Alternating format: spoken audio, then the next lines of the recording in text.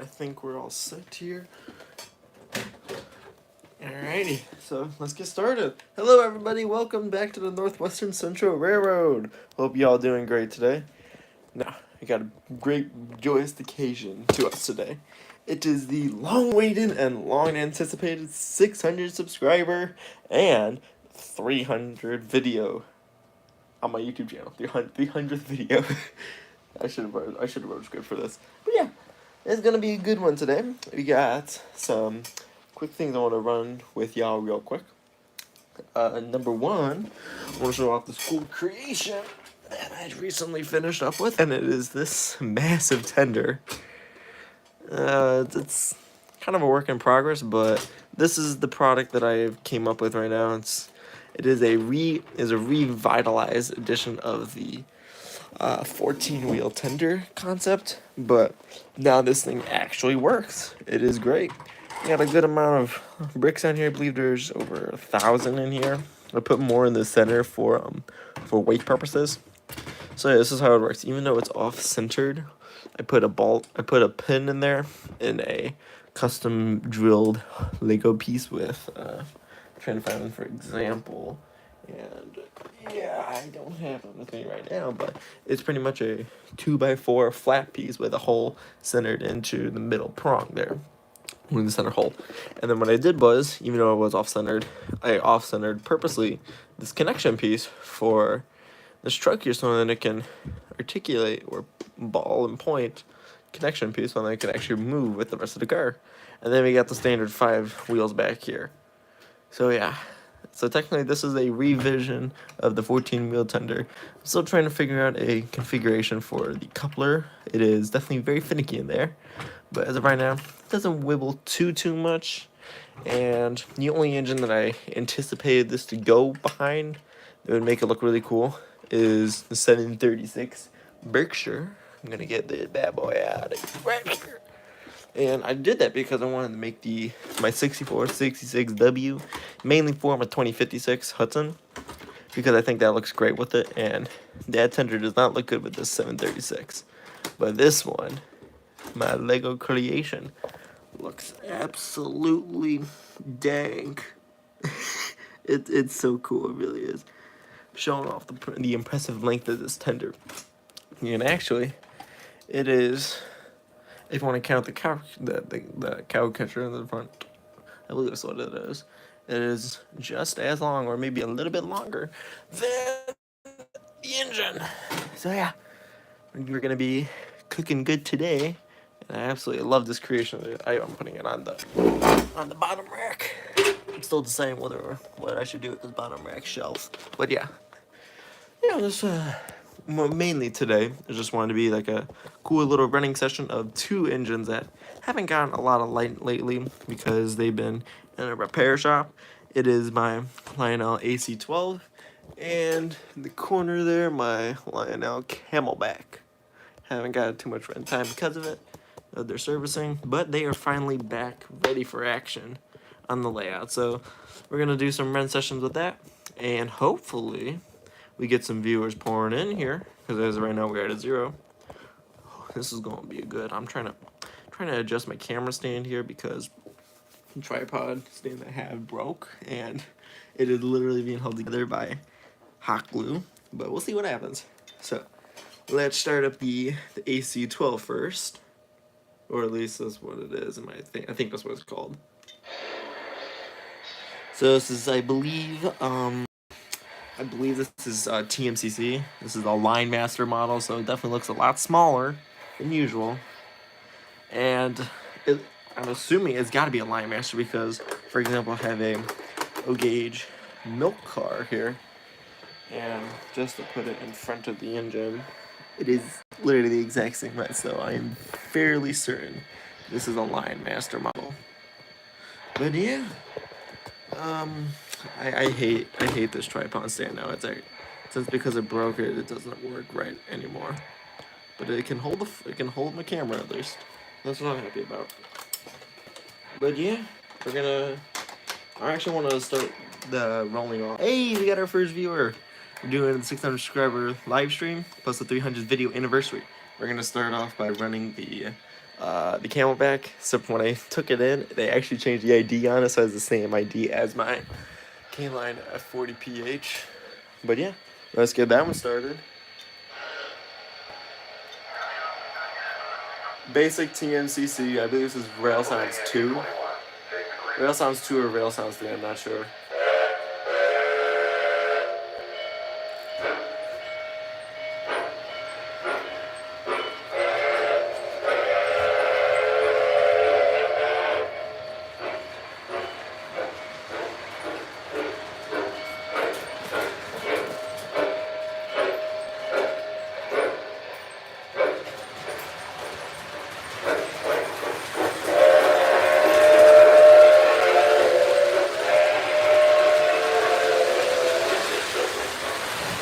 Let's start up the AC-12 now.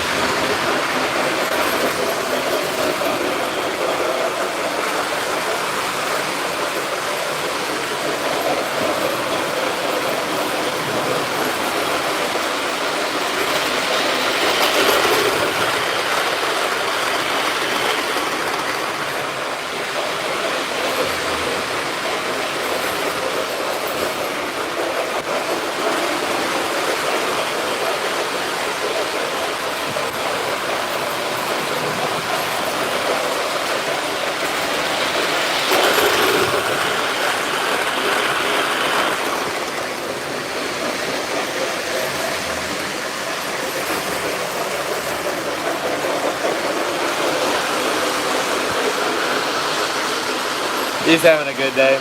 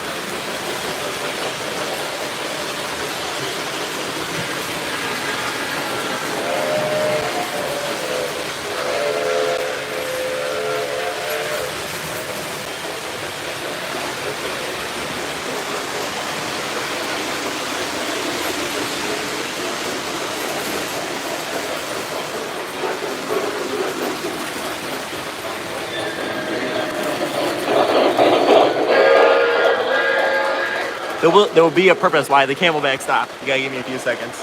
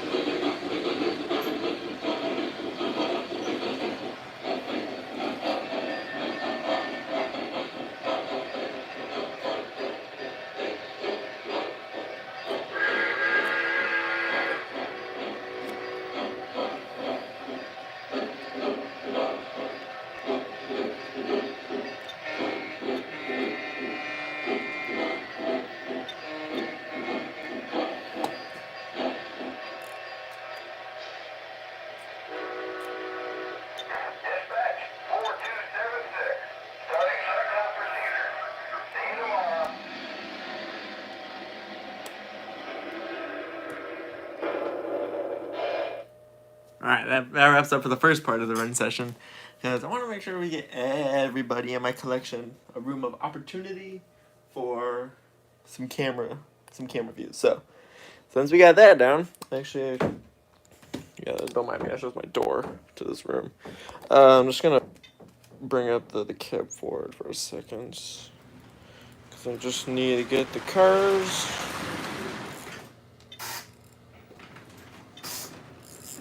Alright, perfect. Hold on, everybody. Alright. Since we got this bad boy, it's a nice run time. It's a little warm, but that's what we call a working engine. Now, to anyone that is watching this right now, put in the comment section down below or in the chat, what engine would you like me to run with my onslaught of freight cars? Any engine on this wall. Pick one, anyone. Today's your lucky day. But besides the F40 PHs from MTH, because those aren't working right now. But anyone on this wall. And we lost that viewer. Okay, so we're gonna do. I haven't read this one in a while. I don't think I've done a video on it yet. But if I have, okay, I might. If I haven't, then cool. I might do a next video on it. It's my. Oh shh. Well, I gotta watch out for that. This is my Vision Line genset switcher. I got it in Canadian National. This bad boy is absolutely amazing. It is missing some parts though because it got into a horrible train wreck, and definitely something is giving me PTSD to this day. But yeah, this thing is a trooper for how much damage it took in 16 seconds. But yeah, we're gonna get this engine going. I believe it's here we go. I think the extended startup sequence is on this. I'm not sure because my Legacy has been working right now, and any Legacy engine I have on the Legacy remote, I assigned it. I'm gonna show real quick. I assigned it to RL100, which is the borderline between Legacy and TMCC. So hopefully we have some extended startup sequence. There isn't. Okay, that's fine. But, and I say but, we got an extra feature that from Legacy that does get over to RL100 mode. So just gonna back the engine up to get some freight cars.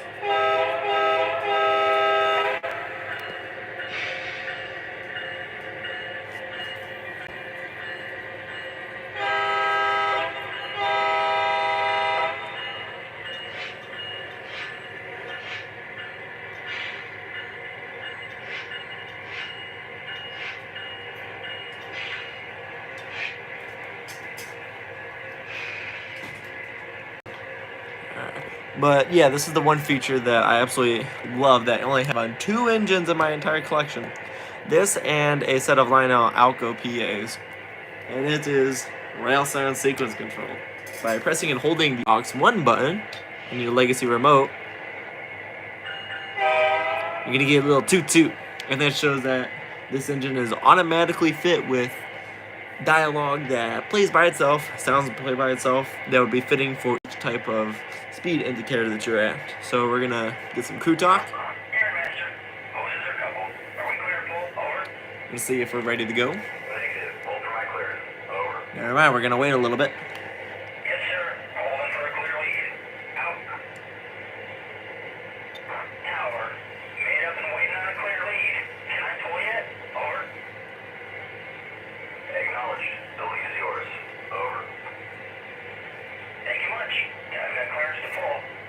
So all we gotta do is just give it a little toot toot. We're on our way.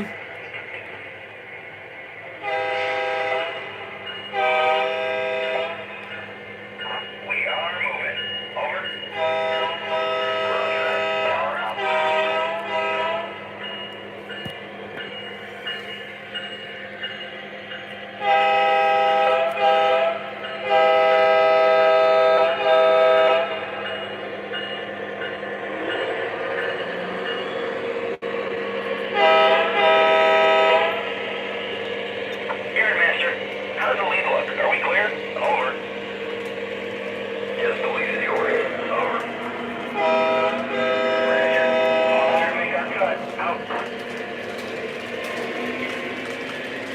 And if I get to a specific point on the dial, the legacy remote will start playing some horn by itself. Trying to get to that moment. Like that. Well, the second tone was me.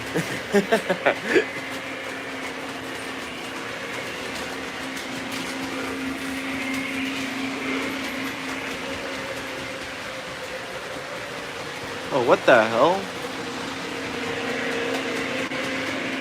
Why is it bouncing? Okay, well that's weird. I don't know why it's doing that. Oh, is a traction tire about to come off? Oh my god. Oh, the wonders of unexpected railroading. We'll have to make an emergency stop. I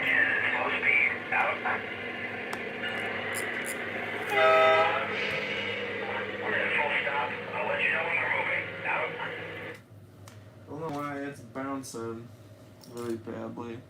Looking at it, and oh my god, the traction tire on this engine is completely shot. It's in pieces. Alright, well, I'm gonna have to take this damn thing off because I don't feel comfortable with it running around on this track. So what do you do, kids? Or people, with the 3 people that are watching this stream right now, what do you do with a worn out traction tire? Do you A, keep it on, B, cut it off, or C, or go get spaghetti? If you answered B, you'd be correct. You take it off. Because you know what? That shit is not good for you. And, you know, while we're at it, let's, I have some LaBelle 106 that I could put on this. If you don't know what that is, LaBelle 106 is grease. It's grease. And, trying to open it. Yeah. That's a little bottle of grease that you put on your gear rotation to... It's kind of hard to do it one-handed, but yeah, here we go. Got the cap. That's something that you put on your gears so then they become fully lubricant. You don't want too much on there. Just on evenly in every single part of your gear. Made a little X on there, so I got a little extra. That's alright. Put a little dabble. And we're good. So when it comes to running this engine now, I can't move the wheel. I can't move the wheels. I'm gonna have to move them with a remote. So let's get that. I'm gonna do the rail stand with sequence control again, but before I do that, I'm just going to do a basic movement of this engine, just so get the gears lubricated.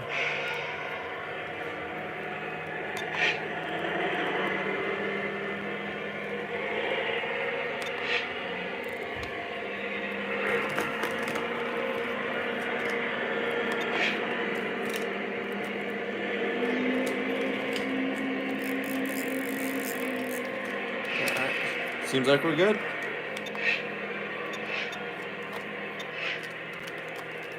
I think the smoke unit is on, so I'm just gonna double check that real quick. I don't know where to find it on this base because it's apparently not here. I don't know where the switches are for program, run mode, and putting on the smoke unit. Because I'm looking all over on this bottom here, and I don't see anything. Oh. The window just popped out. Great! Just by holding the damn engine. Oh, wonderful. And there goes the power. Alright. So I'm just going to have to reset the power because trip breaker. Alright. There you go. Good. We're going to recover this live stream by starting up the engine. And I'm actually going to do the Camelback as well because, you know what, I want to get some other... Because I absolutely love that damn engine so much.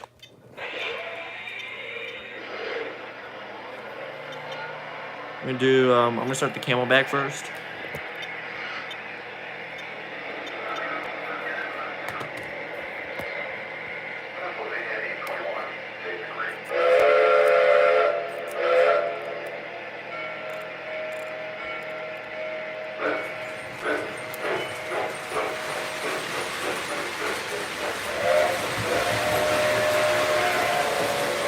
Let's do rail sound sequence control on the genset.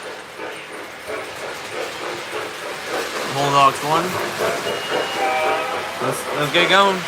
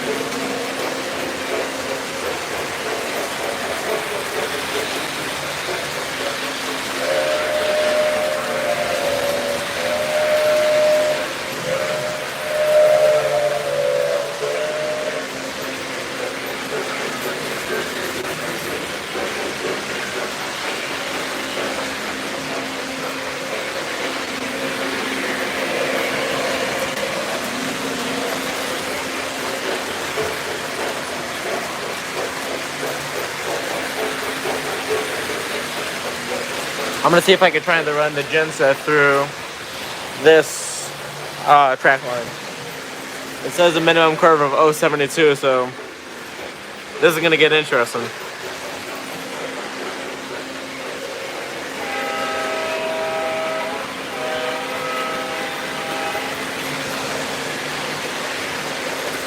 Yeah, nope. If you saw that first hopper almost fly off the track because of the cup, it's because the only reason why that engine has an 0.72 curve requirement is because of the couplers. It's the only reason, because they're more fixed and less maneuverable.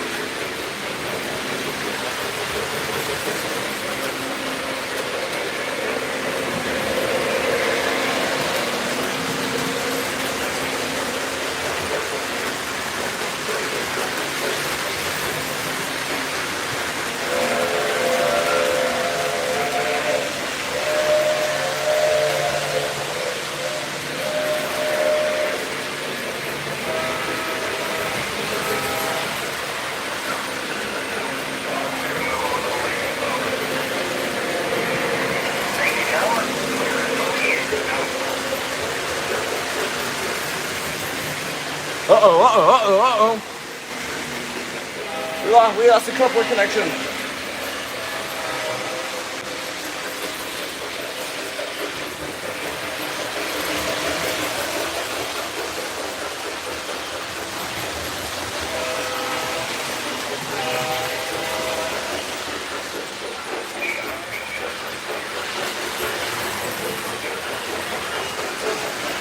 Oh, it was you. It was you. Come on, man. Come on.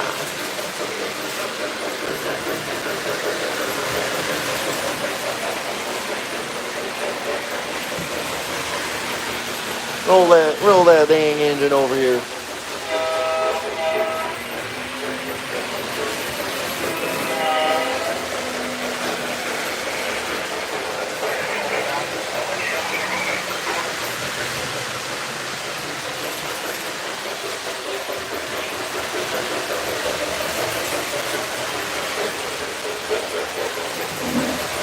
Gonna move these let's see your freight card over for a bit.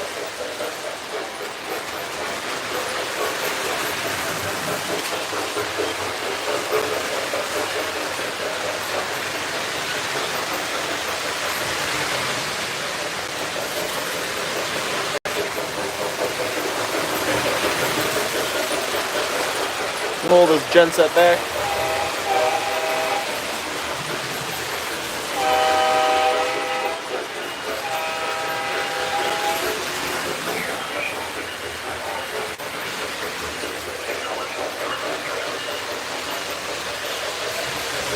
This thing's really smoking. Woo.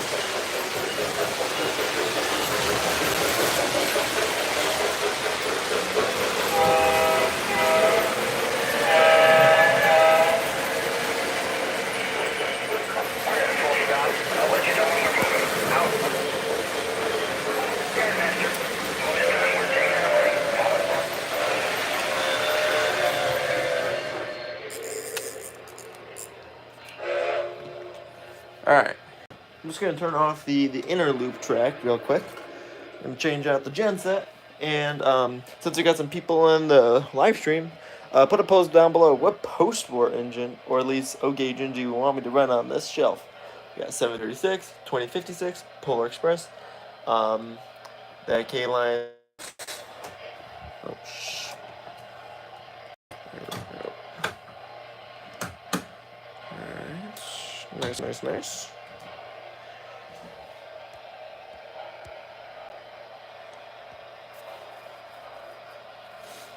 Any comments down below? Let me know which engine to run off the shelf, because I love some participation. Yeah, type it in the chat. I think I've pretty sure I have chat on. Yeah. Yeah, I believe the chat is on. Let me know in the chat below what engine to run off this shelf. Except this thing, because that ain't working right now. Let me know.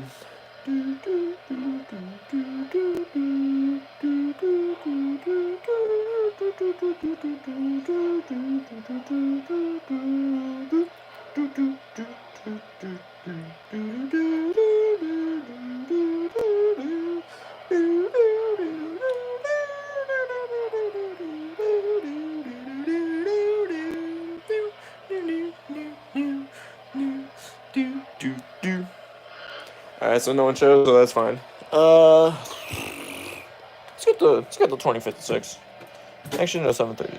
Actually, yeah, 2056.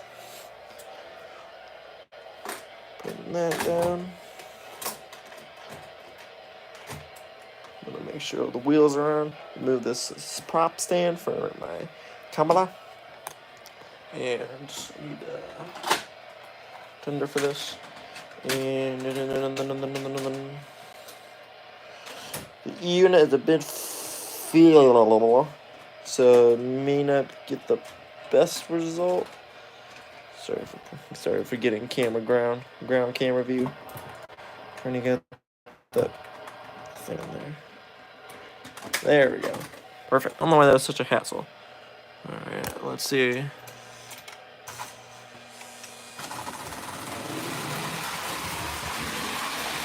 We're gonna hook up some space cars.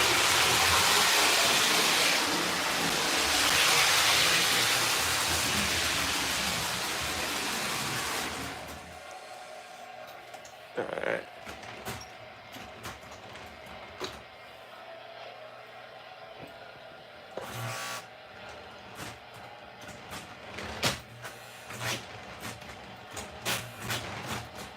Alright, there we go, got it. Hold it like a champ.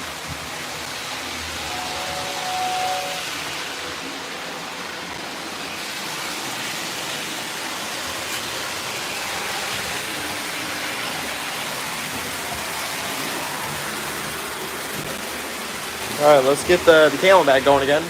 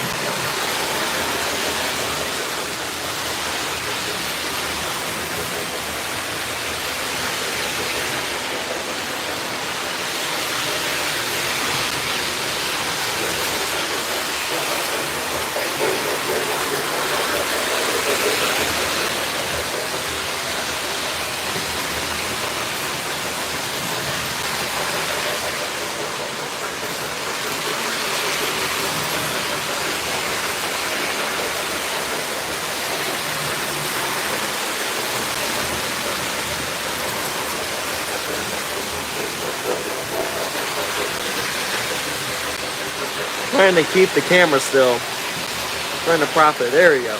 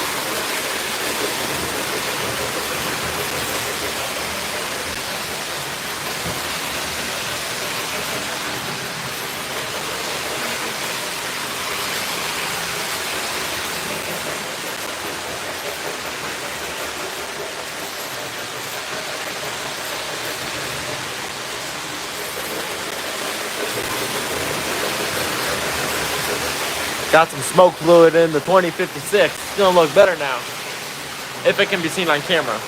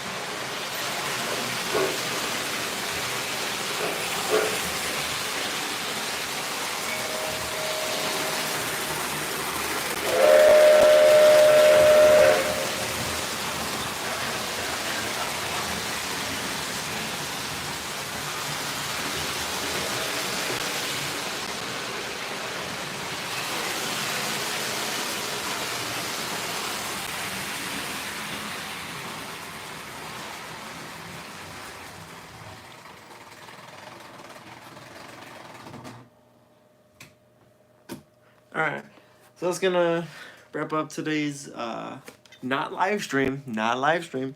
We got a little bit more planned for our viewers. So all the trains are done running for today. I got a special present. Hold on.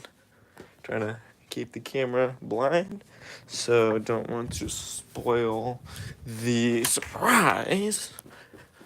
So hold on 1 second. Ta-da! We are back at the set. The set that started it all. At least not the set, just a set. I have found something that is a follow-up to today's episode. The Lionel 2024 volume, I believe it's volume 1 catalog. So yeah, I found it. I was able to find it. It's in absolutely pristine condition, so I did promise I would do another video, and I was thinking I might as well wait for the viewers to put their opinion in, but hey, might as well put in more just to pad out the runtime on this. So, box art, obviously looking pretty cool. 20th anniversary of the Polar Express. Silver Lionel logo. I think that is super slick. Very, very nice printing. It's pristine. It's bright, popping. First page. Lionel celebrates 20 years of believing. I don't know why anyone would buy that, but that's just me.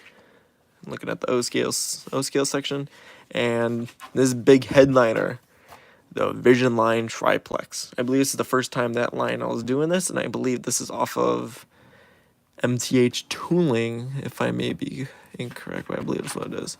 But yeah, these things are absolutely brand name. I didn't know what to say there, but yeah, I think they're pretty damn cool looking.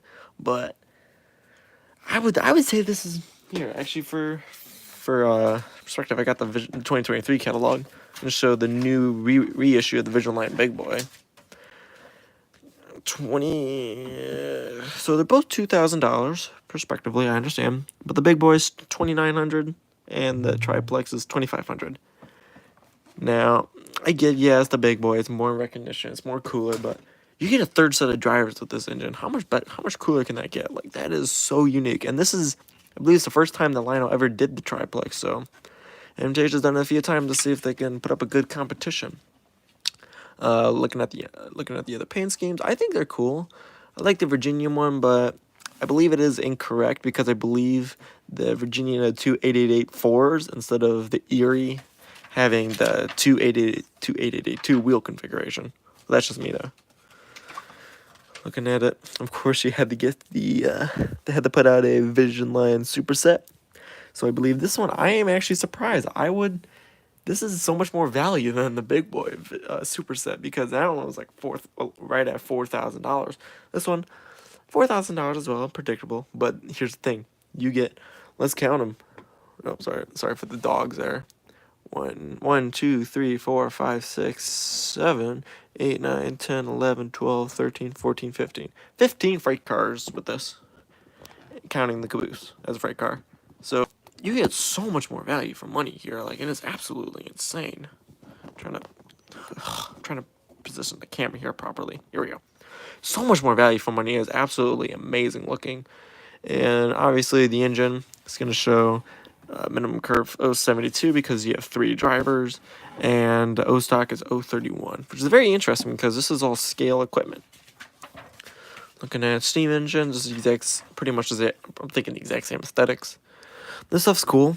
I love them, but Lionel's been doing the Berkshires for over almost 20 years now, and honestly, I feel like the old first reissues of the legacy models and late TMCC are way better because although you get more features with this stuff, I feel like they're just padding out the price just so they could be more inflation. But that's just me though. I really do like the This kind of looks like a Greenbrier almost with the boiler plate shape. And then obviously you gotta have the Pure Marquette 1225. I don't know why they have 3 nickel plate road. The 777 is stupid. I'm sorry. Yeah, the design is cool, but why? Why no? Just no. At least come up with some other road name other than nickel plate road.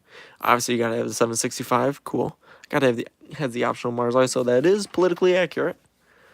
And then I love these things so much. They're so cool.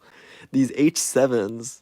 I absolutely love. I love these Vanderbilt style tenders. I believe that's what they're called. The extended one compared to this one, no, I'm not spending that much. It's the exact same price for all these. They're all $2,000. At that point, just get a really long tender so it would look cool with it, so you get more value for money. But yeah, I would say that one is really cool, or this other C&O one model. But yeah, looking pretty cool. These I believe these are 10-wheelers. Blue Comet's fine. It's okay. The one I feel like would be the coolest would be this Western Pacific, this 1110. That one is really cool. Then you got another one here, the Royal Blue Line. Looking at it, it's not bad. I mean, I believe this is supposed to be a really older model of an engine from I guess I'm gonna have to take a guess from the early 1900s. So, hoping the passenger cars are supposed to be matching the style of it. And then the Behemoth, the Hiawatha. I believe the last time Lionel did this was 2003. So, if that's right, I believe we're looking at 21 years later, they're finally doing the Hiawatha again.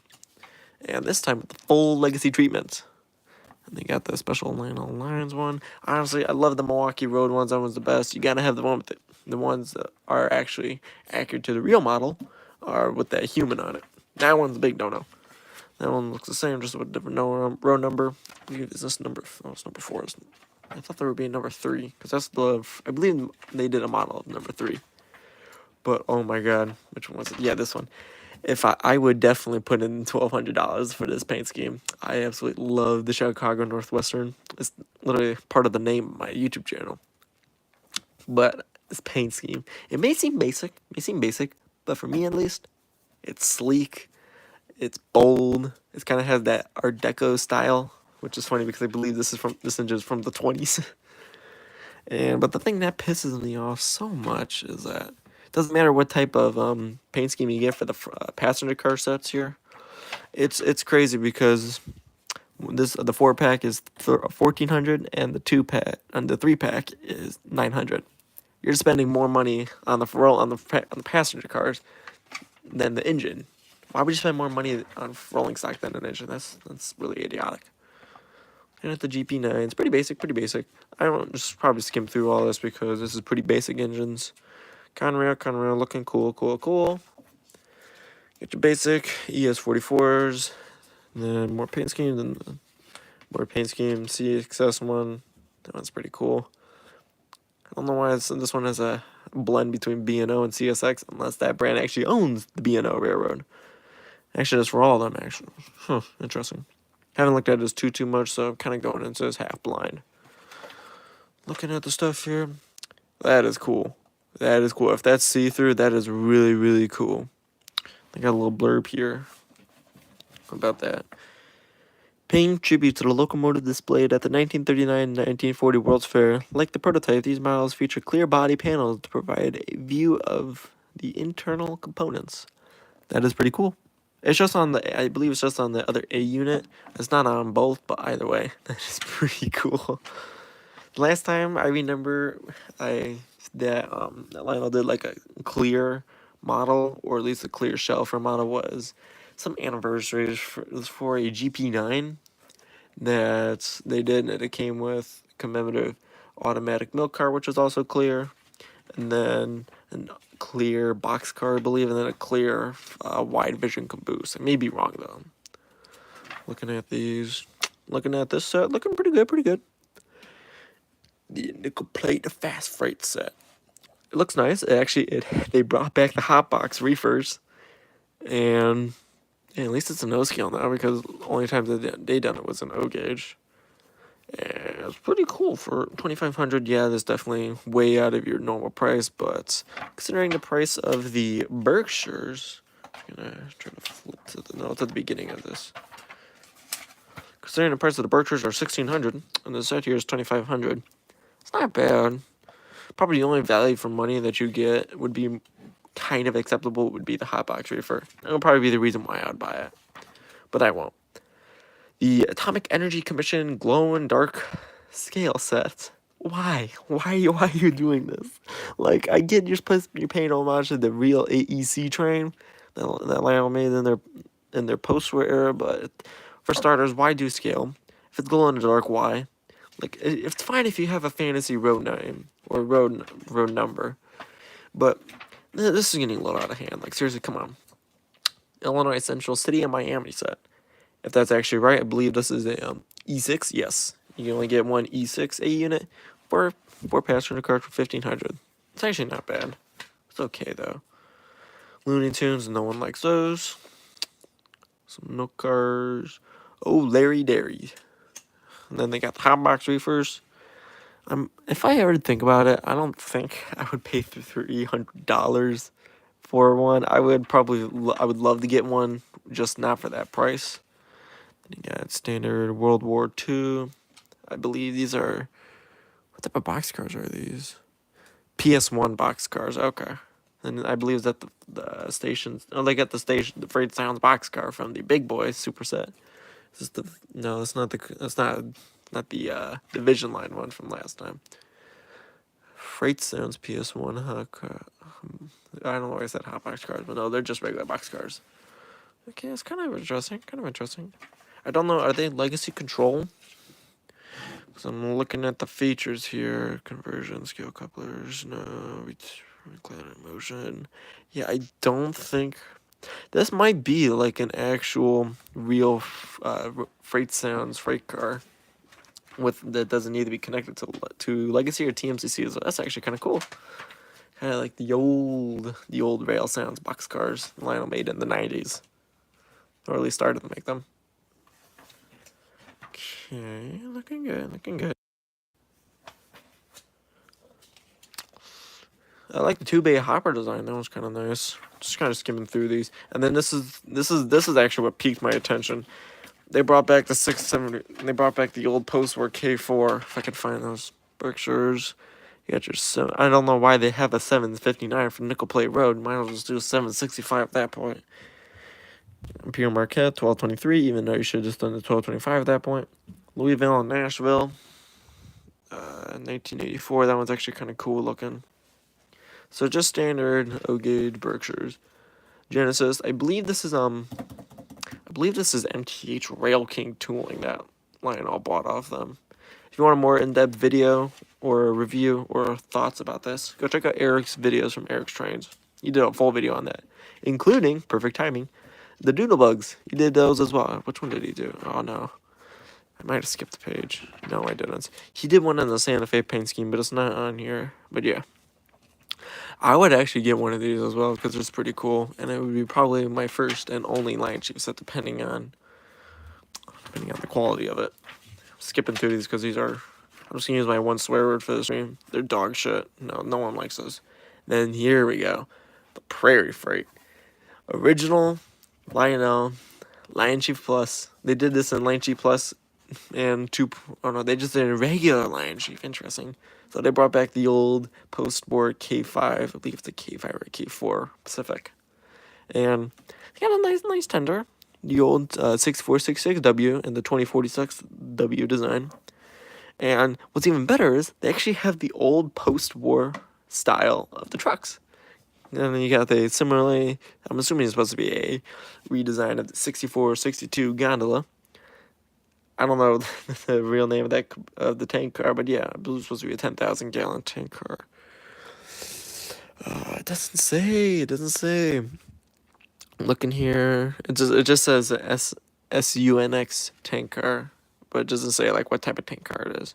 Then you get a standard. I'm assuming that's a overhead caboose thing. I don't know what it's called.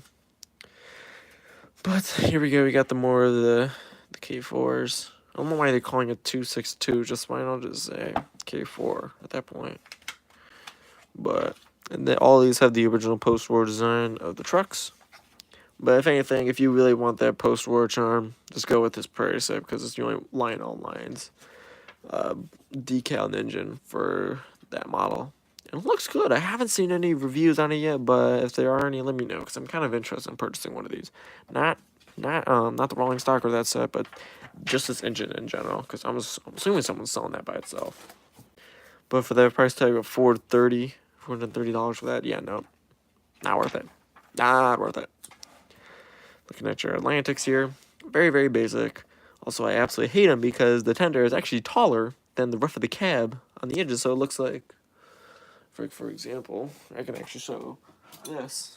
I have the Atlantic as well. Get off that. And if you're pulling tender that is like that, it's twice the size. Like it, that's kind of like what it looks like. It looks childish. It looks stupid. It looks inhumane. But yeah, that's just me though. And then the other ones here, these FTs, I don't know what they are. I really don't know what they are. I'm just gonna say they're just F3s because I just don't. I'm just feeling lazy at that point. And then the ET44s, some TMCC speeders. They're quite nice. If they did Lion Chief Plus 2.0 with the compatibility of TMCC for $189, I would say that would be a little bit better deal. Got some newly designed passenger cars. The I believe they're just streamlined passenger cars. And they got, what is that, Pennsylvania. It does not look right. It should be brown in my opinion, but that's just me. Union Pacific. Hate Harry Potter. Rolling stock because they look terrible. Nope. Why does Disney Dream? Oh, okay. I was like looking at it, like what does that have to do with Disney? But no, that's just a separate page. Angela Loretta Thomas. There's that K4 again on a boxcar. Then you got several post-war F3s on a boxcar. Nobody wants Barbie or Wizard of Oz or Bob Ross. I guarantee it. Now this one actually piqued my interest. They brought back the old post-war six-wheeled crane cars for Ford and Chevrolet. It's to just be a simple black or a simple gray or white. It'd be like, hey, go if you want to give your separate decals and paint schemes on it, go right ahead. But that's just me though. They are pretty cool. Not for $120 though. Also, if you're having a Mr. Rogers neighborhood theme, do the trolley. No one wants to see these aquarium car or just a standard box car. Do the trolley, cause that'd be really nice. It's just at least it'll be something different. Then you got Beer Lenny Lager, Beer. He's getting drunk on a car. Looking at that, just don't look at that. We're not gonna look at that. That's gonna be big no. Looking at that Army flat car with a tank, I believe that's a Sherman M22. I'm not 100% sure, but maybe it must be a Sherman then. For $100, yeah, no. It depends on the design of the actual tank. Looking at some stuff here, I have that gondola. I tell you right now, I definitely didn't pay that much. Actually, maybe I did just with a crane with it. Looking at some other stuff. Why would you pay an extra $10 for 4 canisters? It's the exact same car. Come on, man, really? Come on. Get to the boxcar. Brought back that post-war 2-bay hopper design. But here's my thing. Why do that trucks? Why do the plastic truck design with the plastic knuckle and the plastic tab? Why do that? It doesn't make sense. You have the exact same car here that had completely 100% metal construction design on the trucks. With every single thing. The wheels, the side frames, the flanges, the knuckle, the coupler, and the plunger for the knuckle. It's all metal. Why have it the exact same car here, but with all that plastic? Why? Doesn't make sense. Then you got some high cute box cars. Got some of those in my collection. No one wants these personalized freight cars. Yeah, they're just there for aesthetics. Nothing really special or good in that, in my opinion. Blood tonic milk car. These designs are not cool. Like I'm just dead serious. They are not cool. They're not striking. They're not interesting. It's just very bland. But this is where I get extremely pissed off at the pricing here for Christmas. Lionel Polar Express, new tooling on the observation car. That is not the Polar Express. That is a Polar Express, but not the Polar Express. No one wants a Tuscan Red Berkshire. I'm serious. Not for the Polar Express. Also, that is not how that. I've watched Polar Express so many times on Christmas. I'm telling you right now, that is not the design of that car. Because that car doesn't even exist in the movie. But if you want to add more cars in, that's fine. I'm legitimately okay with it. But at least get the design right from the movie. Like, come on. That one's actually kind of cool. I do like the color of it, but I will always get that Berkshire color. And the new tooling on the observation car of these heavyweights are actually kind of cool looking. They look more movie accurate instead of just flat. And you got other designs there for abandoned toy car, a combine, a diner, a coach, and a baggage. And then since you got O-scale, you got the O-gauge. And it's still the exact same design for my Polar Express cars, and they are absolutely garbage. They cannot go around my entire layout one time without derailing or uncoupling. Great job, Lino. I know this from the old times, from the early 2000s, mid 2010s, but it's still the same design. It's still the same design that they have gone with for over 20 years. For God's sakes, change it up. Please. Nobody wants this. Nobody wants these types of Polar Express things, paraphernalia.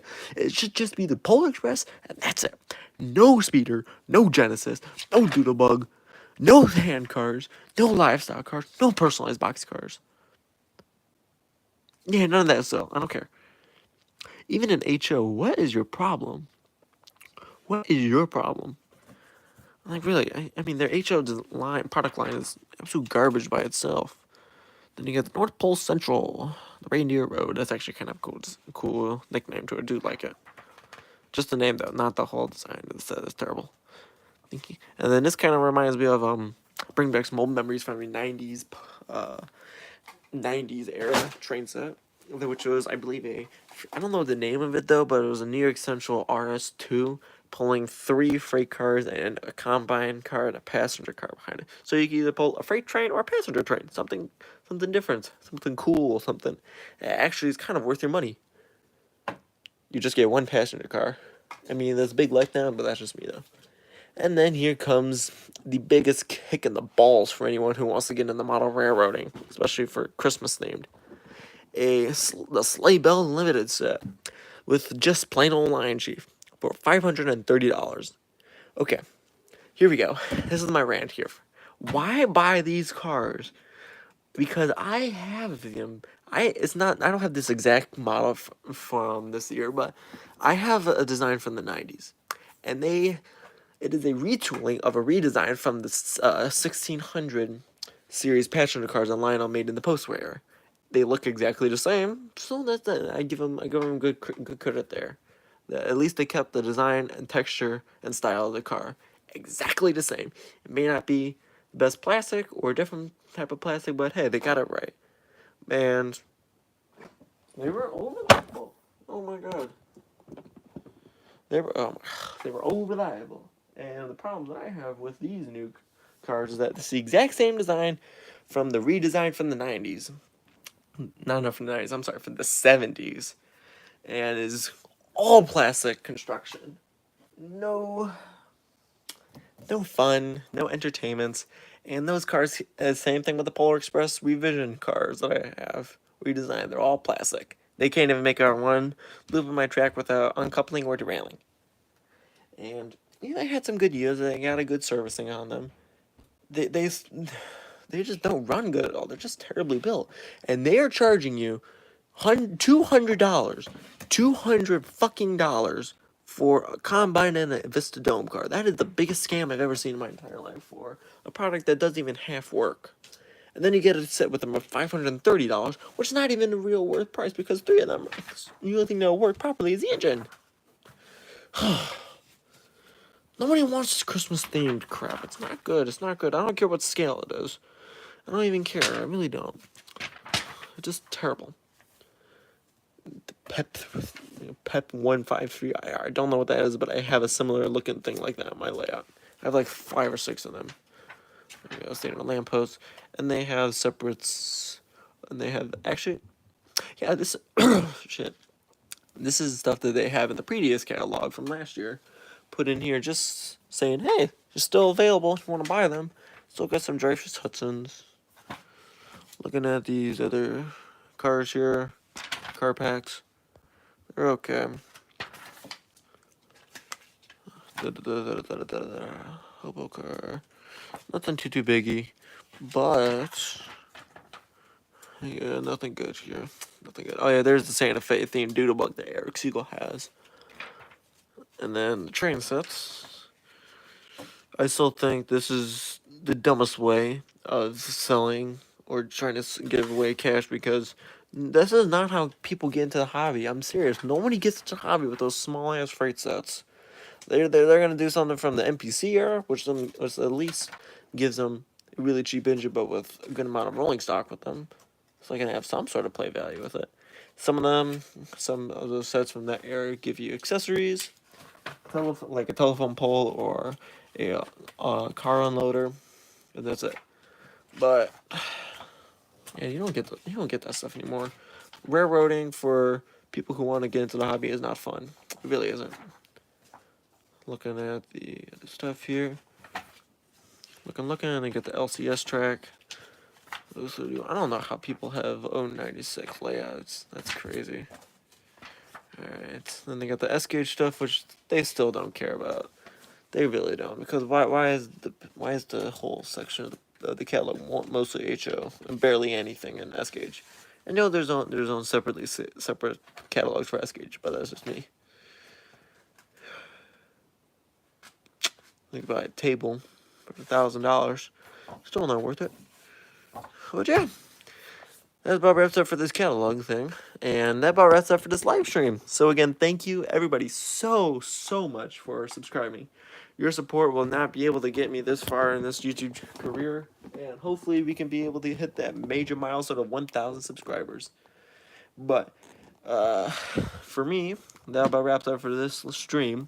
Like, subscribe, share this channel with your friends. Hit the bell icon if that even exists yet. But yeah, share this with your friends, and yeah, I'd love to get some more recognition. And if I could get a shout out from, if I would have one thing to do on my bucket list before the end of the year, I'd love to get a shout out on either Eric Siegel's channel or RBP and Friends channel, or Whale Chief 74's channel, or DA Griffin Hobbies channel, because that'd be great. I would love to get some recognition, at least just like hey, quick little shout out, last less than 5 seconds. That'd be great. I would love to get that sort of recognition. But yeah, that wraps up for this stream. Thank you all so much for watching. Keep the trains running, and I'll see you guys in the next video.